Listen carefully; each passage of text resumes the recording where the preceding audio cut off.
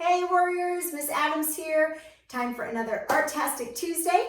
Today our 4th and 5th grade lesson is going to be the green iguana. But of course, if you're not in 4th or 5th grade and you want to jump right in and tag along, that is great. I would love to draw with you. But this is our kind of more geared towards 4th and 5th grade this week. So we're in the jungle this week. We're exploring jungle animals. And the green iguana is the biggest of all the iguanas, and he lives in the jungle. He's super cool with all his patterns and designs and details. So feel free to join along, even if you're not in 4th and 5th grade. So we are going to draw our green iguana, and he is not facing us. We're going to do a profile, the side of his face. So we're going to start with his eye. Now I suggest, first of all, you have your paper sideways. It's going to be a little bit easier to fit him on the paper. And I suggest you start your eye not in the middle of the paper because you'll probably run out of room. You're going to move it over a little bit for his eyeball, okay? So decide where you want his eye, and we're going to make a curve line for the top of his eye. Not too big. You definitely want a smallish curve line. And then we'll just finish it up underneath for the bottom part. Then on the inside, I'm going to go ahead and make almost a dot, leaving a little space of white showing, but I'm going to show almost a dot. And then he's a reptile. He's got thicker sort of patches of scales around his eye on the top and on the bottom. So I'm just going to go ahead and double real close to the top and real close to the bottom to show a little detail there. Now we're going to draw his nostril. He doesn't have a nose that sticks out like you and me. He's just got kind of nostrils that are sort of embedded in his face. And so I'm going to look at the corner of the eye, and I'm going to go down and over just a little bit for that black nostril. So look at the corner.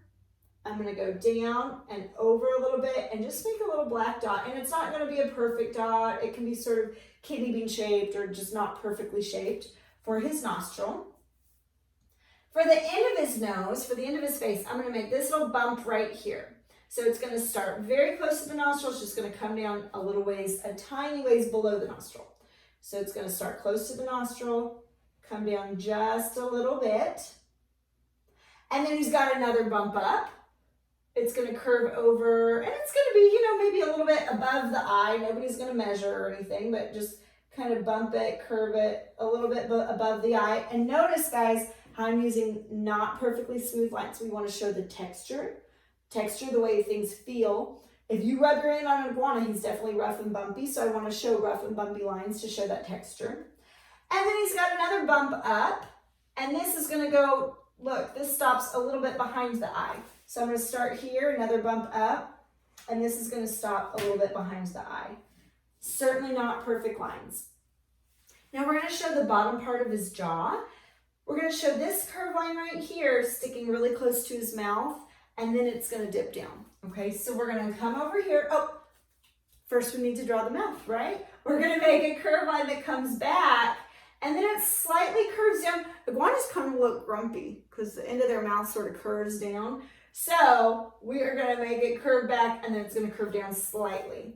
So it's going to curve back to about the eye, and then it sort of curves down slightly. He looks a little cranky. A lot of people keep certain types of iguanas as pets, so I bet they're pretty, they're okay, but they look a little cranky. So we're going to go ahead and now we're going to do the bottom jaw, and it's going to stick close to the mouth, just a little ways back. Then we're going to make it curve down and back up. And look, it stops about even with the mouth, maybe even a little bit higher than the mouth. So first we're going to make the bottom jaw. It's going to curve back a little ways, and then it's going to stop. Then I'm going to go ahead and make it curve down quite a ways, and it's going to come up and stop. We're going to add all like the spikes and cool scales and stuff later. Let's just go ahead and draw the outline of our iguana first, and then we'll add all the cool detail, okay? So now we're going to go ahead and show his leg, and it's going to look kind of weird because his leg's going to be sort of by itself for a few minutes, but it'll all make sense in just a minute. From this little jawline right here, come down just a little ways. It's pretty close, and I'm going to make a line that comes back and forward for his leg. So pretty close to this jawline, down just a little ways, I'm going to make a leg that comes back and forward just a little ways. It has that bend to it. Then notice how his leg is not super fat. Okay, it's pretty skinny. I'm going to keep it pretty skinny, and I'm going to make it come back and forward, just following. Now we're going to go ahead and add his toes. They've got long toes and they've got long toenails. So however many fit is fine. Nobody's going to count your toes. If you have room for 3 toes or 5 toes, whatever you have room for is fine. We're going to start with this top line, and I'm going to make a line that's kind of rough and bumpy for his first toe. And then a little detail that you can add that makes it look a little bit more realistic. You can show a tiny little curve line back and forward. That's where his toenail's growing out of. And you can sort of, on a real picture, you see sort of that it's a little thicker there and then the toenail comes out. So we're going to make that tiny little line. And then it's going to come back, don't touch. Nice and skinny back, don't touch.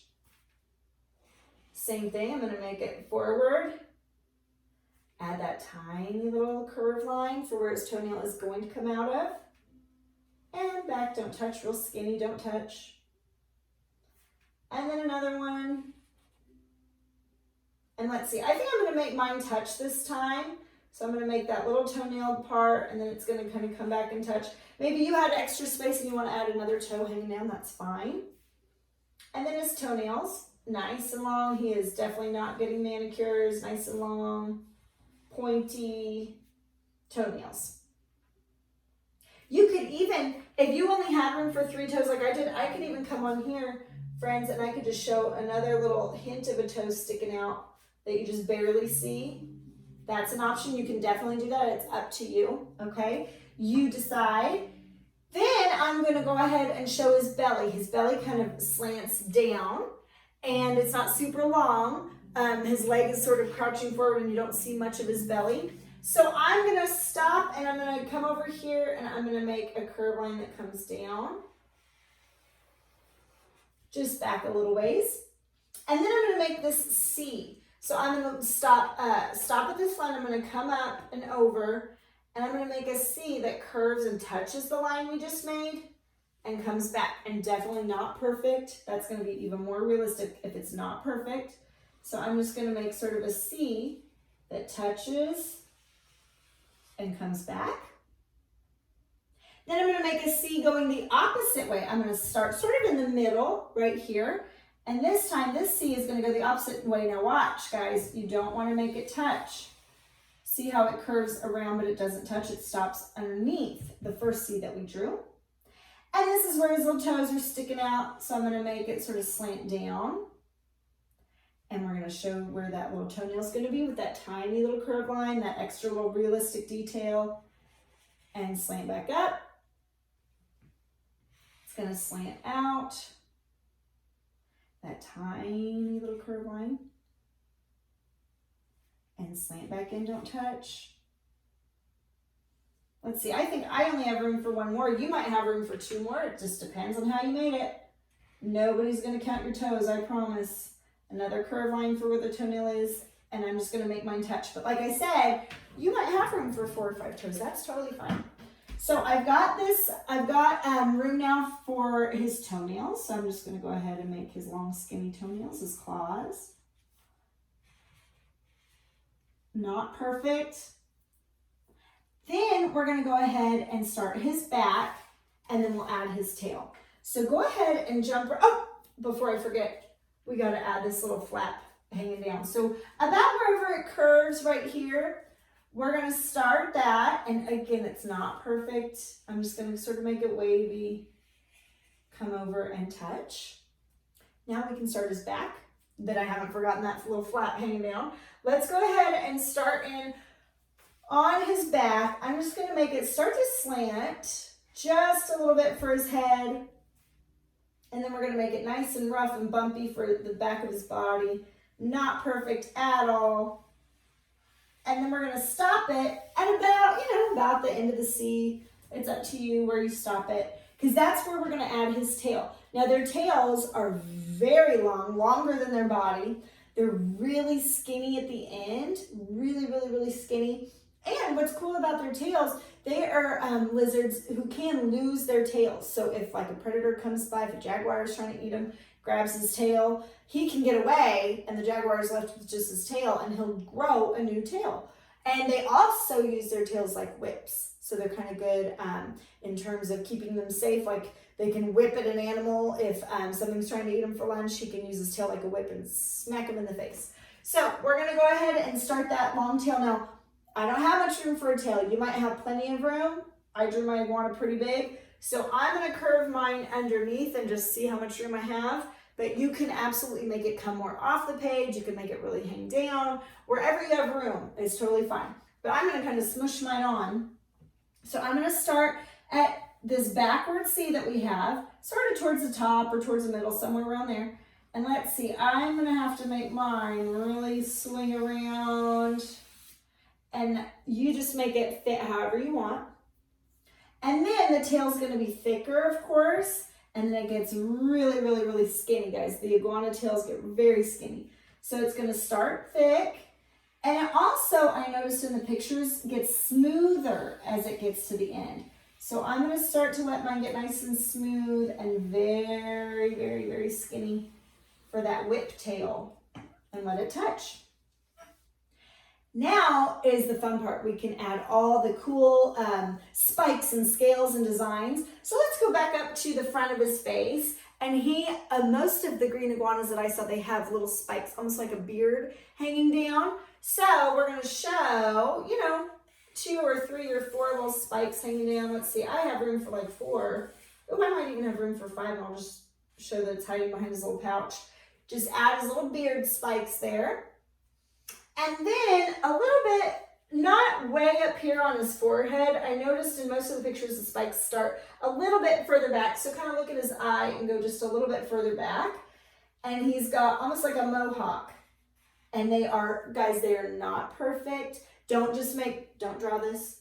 Don't just make like perfect angle lines all the way back. Some are shorter, some are longer. They're kind of rough and bumpy. And they come back, and they do get a little bit bigger as they go down his back. And they are just up and down. Some are shorter, some are fatter, some are more curved, some are more straight. The less perfect it is, guys, the more realistic it's gonna be. You can't get it wrong. So I'm gonna go all along his back and add those spikes. And they will start to get a little skinnier as you get to the tail. Skinnier and shorter, okay? They start to get smaller in general. And they just sort of follow the tail, getting smaller and shorter. And they eventually just sort of disappear. So I'm just gonna sort of make them smaller and smaller. And they disappear. Now we're going to go ahead and jump back up to the face, and we're going to start to add some details of some scales. Now listen, you can make this any way you want. There's absolutely no right or wrong way to do these scales. They all have different scale patterns. One thing that I do suggest you add are some scales around his mouth, and it's called a subtympanic scale. And I guess scientists don't even really know exactly what it's there for. They think it's to fool predators, to make it look like a big eye, to make it look bigger, but they're not even sure about that. But there's like a big circle kind of on this area, on that flap by the bottom of his mouth. So I suggest you add like that big circle for a scale. And I suggest kind of around his mouth. They're known for their little scales kind of coming around his mouth. So I'm just going to follow with some curved lines, not perfect at all, kind of coming around his mouth. That's a very realistic detail to show that he doesn't have nice pretty lips like we do. He's got real rough, bumpy scales all around his mouth. And now you guys can just have some fun with the scales on his face are smaller and they're a little bit bigger on his body. Same with the legs. The scales on his legs are a little bit smaller. So I just drew a few up here. You can totally cover him in scales, or you can add little clusters of scales, or just a few here and there. And I also want you to think about maybe adding some sort of pattern like stripes. A lot of them have stripes, especially along their tail. So we'll look at those. So on his face, don't do this. We don't want to do like perfect polka dots. This is not a realistic scale pattern. They have little smaller and bigger. You can show to give sort of the idea of smaller scales. You don't have to cover every centimeter of his face with scales, but you can show sort of clusters of scales. That's another artist trick, just to make it look more covered than it really is. Just kind of a little trick of the eye to just cluster them around. So now we're just going to go ahead and start to make them a little bit bigger as they come out, away from his head. Oh, and like I said, with stripes, if you want to show some stripe pattern, it kind of, a lot of them curve because his body's rounded. So it's not going to be just perfect straight lines like this. They kind of curve. And you can make some all the way across his body, or you can make some more that kind of don't reach the bottom. You can make some on his leg if you want to. Definitely if you want to add some stripes on his back or on his tail. And they do sort of get a little bit more close together on his tail. So I can come all the way back on his tail. So you decide how you want the stripes, and then sort of in between the stripes, if you want to add some rough bumpy scales, not polka dot scales, but rough bumpy scales, some bigger, some smaller. You could add small scales on his legs. Guys, I want you to get creative and really decide how you want the patterning to be. Maybe you want stripes on his toes, who knows?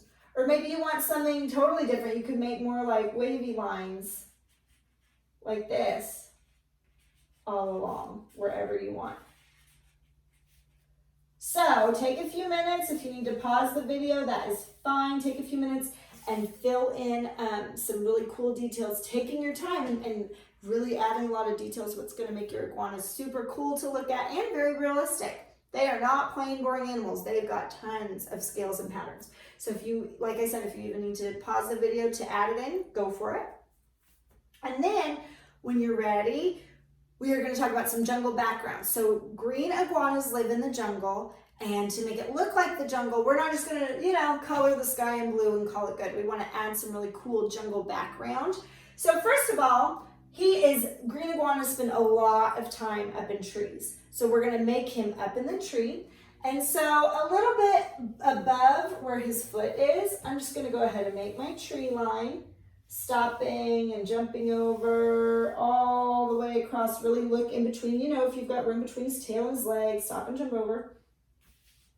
And then a little bit below his toes, I can make the next tree line, stopping and jumping over wherever you need to. Now the tree is going to have a different texture than our green iguana. So I can make, we've talked a million times about trees before. You can make those skinny, smush sort of spirals coming all around, and long curved lines, and just fill it in however you want, okay? So you're going to fill it in with some nice rough bumpy texture, and then really have fun with some background. So you could add plants or flowers or leaves or vines, whatever you want. So let's talk about vines. For a vine, you can start, you can have them just dangling from a tree way above him. And you can make just sort of a line that comes. We've talked about vines before, how they kind of wiggle. And then you just double it really skinny next to it. And you could have another one. What's going to make it very realistic if you have several vines, and especially realistic if they sort of cross over each other. So I could stop, jump over, stop, jump over, just kind of having them wiggle in between each other, guys, is what's going to make it look very cool and very realistic, like the jungle. Stopping and jumping over, we're just going to double it. Ignore my little scribbles up top. See how they're just sort of laced in and out, and that's going to make it look very realistic. I could make teeny little leaves coming from my vines. We've done leaves a million times before. You'll just make a curve line and then curve lines on both sides. So I could do small leaves. I could do really big leaves in the background. Maybe I want to just show like a big leaf hanging down from a different plant. Stopping and jumping over. I'll show you slower over here. I could make a big leaf with a curved line behind the vines, and then you just curve it up, stopping and jumping over, curve it up, stopping and jumping over. So layering your plants, 4th and 5th graders, is really what's going to make it look like a jungle. A jungle is all of the plants and the flowers and the vines and the trees. It's all layered. You can't even see the sky if you're like down in the jungle. So I want you to really think about overlapping, layering all your plants. So another thing you could do, you could add, of course, leaves coming from this tree, and watch. They might hit the other leaf. Great. Make it stop and jump over. See how now it looks more layered. It looks more realistic. It might come hanging down. I can stop and jump over my, and I'm really starting to not see much. You can stop and jump over the tail. You might not even see much of it. Great. The more detail that you add like that, the more layered it's going to look, and the more realistic it's going to look like a jungle. Okay, so take your time, add your flowers. You guys remember those little jungle flowers? I'll show you real quick. For a jungle flower that's like growing from a vine or a tree, you can make a little curved line for the stem. And then I'm going to make sort of a smushed rainbow. And then you make sort of a wavy line going across and all the way around. And then from the middle, I'm just going to make a couple little curved lines with dots. So you could fill in your space with those. You can make it however you want. So take your time, really fill in your detail on your iguana, really fill in your detail on your background, make it jungly and lush and full, and have fun with it, guys. I would love to see what you've made. So if you drew the iguana with me this week, have your adult at home take a picture of it and post it in the comments, because guess what? We all love to see it. All the Western Oaks teachers just love to see what you guys are up to. So we'd love to see your iguana this week. I hope you guys are well. I hope you're safe, and I hope you're healthy. And I sure miss you guys. I love you. I'll see you next week. Bye.